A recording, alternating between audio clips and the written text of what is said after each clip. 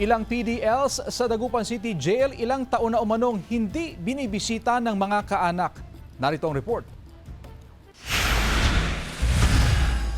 Sa halip na salubungin ang bagong taon kasama ang pamilya, sa loob ng piitan sinalubong ng ilang persons deprived of liberty ang pagpasok ng 2026.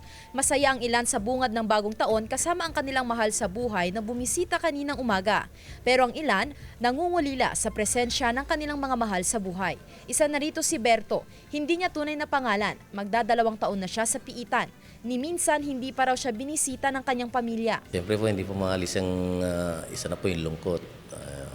Lalo na pag nandyan tayo sa loob at nakahiga po tayo, hindi po maalis na sumagi sa isipan namin na minsan nabuburyong kami.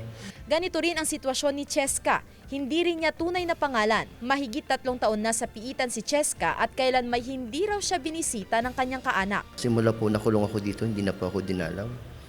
Dahil po malayo po sa Zambales po kasi pamilya ko. At saka hindi ko rin po pinaalam sa kanila na nandito ako.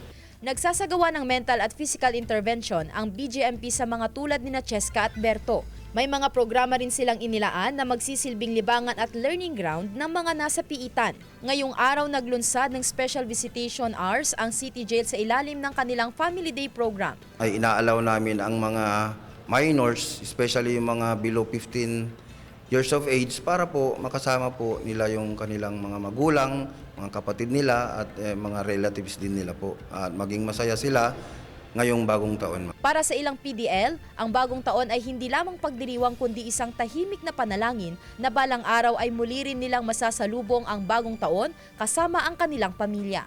Kasama si Jing Dakanay, Sandy Salvacion, One North, Central Luzon.